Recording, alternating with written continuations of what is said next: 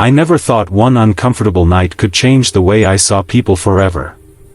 But it happened on a rainy Thursday, the kind of night when the streets feel heavier, and the world seems to move in slow motion. I had just finished a late shift, exhausted and ready to crash into bed, when I found my coworker, Amir, stumbling out of the building lobby, barely able to stand.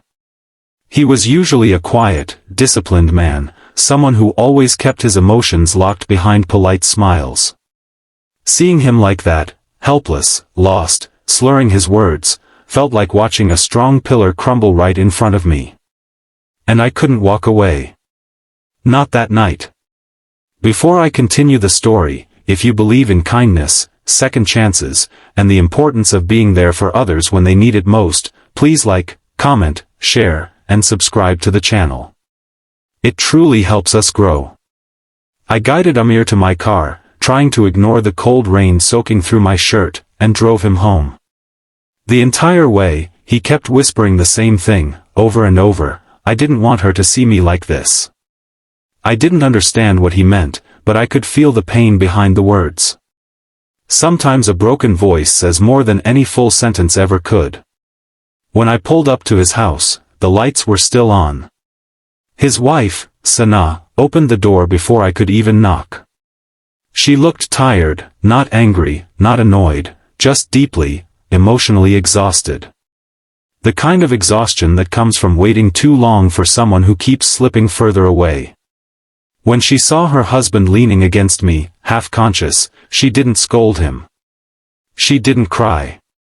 She simply stepped aside and let me bring him in. Her silence wasn't cold, it was full of things she had already said 100 times, and things she no longer had the strength to repeat. After settling him into bed, I turned to leave, expecting her to thank me politely and close the door. Instead, she stood there in the dim hallway, her hands trembling slightly. She whispered that Amir had been drinking almost every night for weeks, drowning himself in stress he never talked about, shutting her out completely.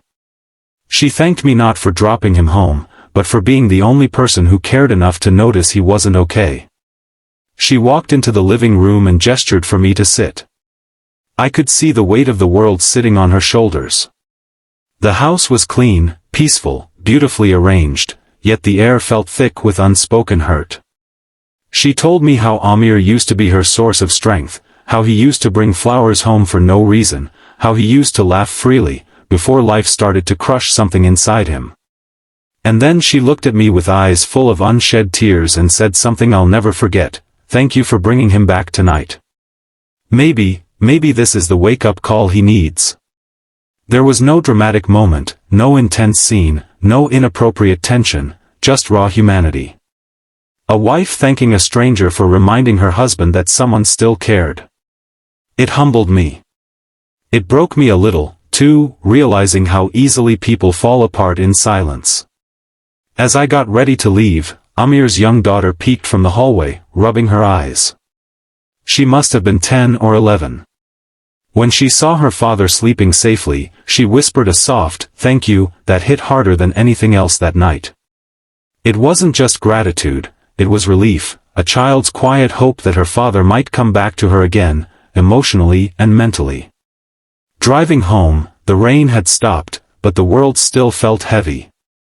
I replayed the night in my mind, thinking about the invisible battles people fight, behind smiles at work, behind polite greetings, behind the illusion of having everything under control.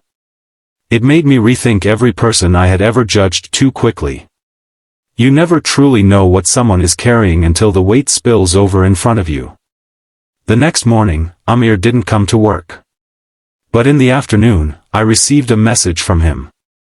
It wasn't long, but it was honest. He apologized for everything: the drinking, the breakdown, the burden he unknowingly placed on others. And for the first time, he admitted he needed help.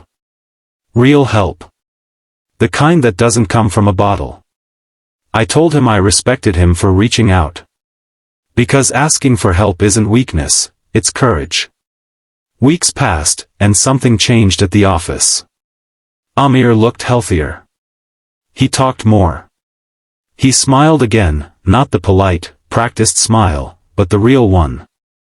His wife later sent me a short note thanking me once more, saying their home finally felt warm again.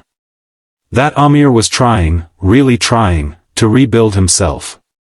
And all it took was one night, one act of kindness, one person refusing to walk away.